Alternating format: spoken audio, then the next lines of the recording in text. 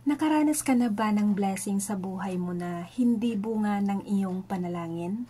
O kaya marami kang prayers or kahilingan sa Panginoon na hanggang ngayon hindi pa sinasagot? Bakit kaya? Alam mo bang sabi ng Panginoon, Jesus, ang anumang hingin natin or nais natin ay Kanyang ipagkakaloob. Basahin natin ang sinasabi sa John chapter 15 verse 7. Sabi dito ay, If ye abide in me, and my words abide in you, ye shall ask what ye will, and it shall be done unto you. Sa Tagalog, kung kayo'y magsipanatili sa akin, at ang mga salita ko'y magsipanatili sa inyo, ay hingin ninyo ang anumang inyong ibigin at gagawin sa inyo. Napakaganda ng sinasabi dito sa pangalawang talata. Sabi, anuman daw ang ating ibigin, nais or kahilingan sa ating Panginoon, ito'y ipagkakaloob niya sa atin. Pero bago yan, mayroon dalawang pinapagawa or dalawang kondisyon sa atin ang Panginoong Jesus. Sa unang talata, mayroon utos sa atin si Jesus. Basahin natin muli. Sabi dito, kung kayo'y magsipanatili sa akin at ang mga salita ko'y magsipanatili sa inyo. Yan yung sinasabi ng ating Panginoong Jesus sa unang talata. Ang unang kondisyon or unang pinapagawa sa atin ng Panginoon ay ang manatili kay Jesus. Ano ba ang ibig sabihin ng manatili sa Panginoon? Paano ba? Ang ibig pong sabihin na manatili sa Panginoong Jesus ay kailangan nating manatiling connected sa Kanya. Palagi manatili tayo sa Kanyang presensya. Dapat mayroon tayong malalim at matalik na relasyon sa Diyos. Dapat magkaroon tayo ng pagtitiwala sa Diyos na ang Panginoon ay isang mapagmahal at tapat na tagapagkaloob. Binibigyan din nito ang kahalagahan na we need a deep and intimate relationship with God. Manatili tayo palagi sa Kanyang presensya. Yan po ang ibig sabihin ng manatili sa Kanya. Hindi po yung on and off ang ating relasyon kay Jesus, na kapag okay ang buhay natin, ay wala tayo sa Panginoon. At kapag marami tayong struggle, difficulty sa buhay, problema, saka lang natin kakausapin si Lord. Hindi po ganon. Hindi po ganun ang ibig sabihin ng manatili, no? Hindi siya on and off. Kailangan mapa-ups and down man ang buhay natin, dapat palagi tayong connected sa Panginoon. Manatili tayo sa Kanyang presensya kahit ang buhay natin ay nasa ups and down tayo. Ang pangalawang kondisyon ng pinapagawa sa atin ng Panginoon ay ang manatili sa Kanyang salita or turo ng Panginoon sa atin.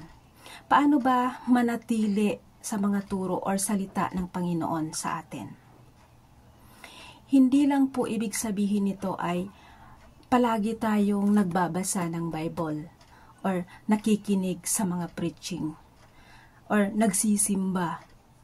Maraming memory verse na alam.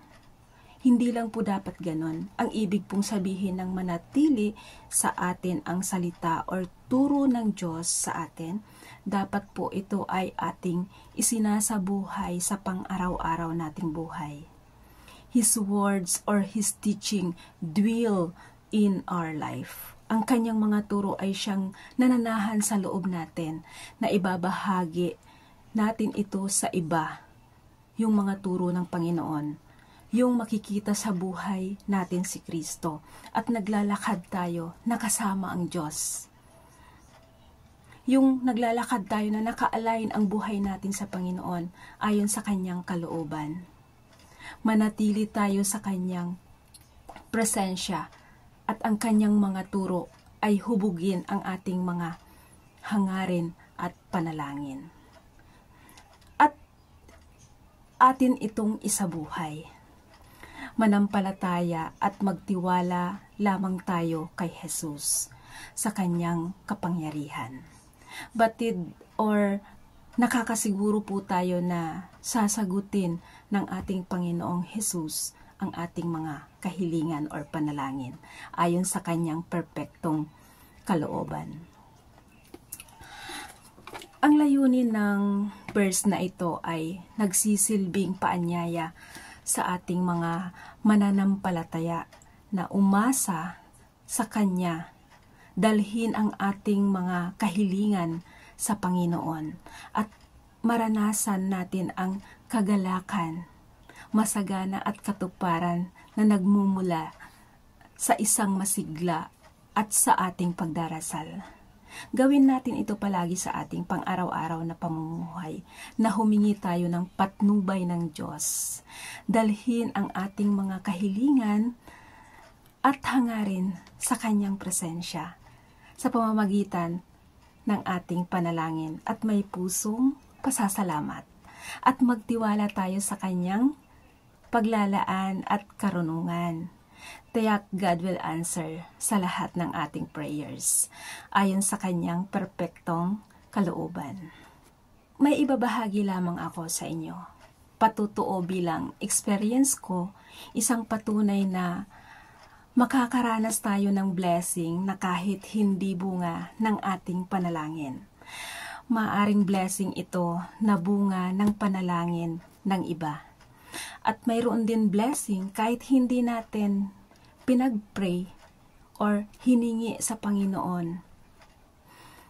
Ang napakalaking blessing na natanggap ko sa aking buhay kahit hindi ko pinag-pray yung magkaroon ako ng Jesus Christ sa buhay ko. Yung makilala ko at matagpuan ko si Jesus sa panahong ako'y longing. Hindi ko alam ang direksyon ng buhay ko nung natagpuan ko at tanggapin ko si Jesus as my Lord and Savior. God draws me into the right path.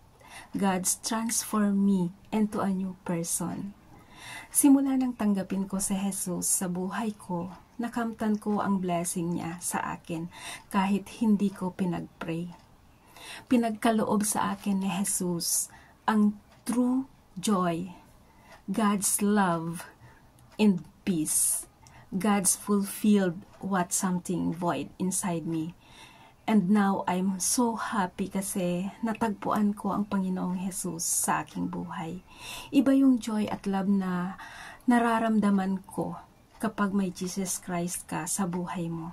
And now I know my purpose kung bakit ako nilikha ng Diyos dito sa mundo. Thanks God. I found Jesus in my life. Napakalaking blessing po ito na natanggap ko sa buong buhay ko. God will bless us at ipagkakaloob sa atin ng Panginoon kapag tayo ay naaayon sa Kanyang kalooban. God bless you kapatid. Sana na-bless ka sa aking ibinahagi ngayon, araw na ito. God bless you.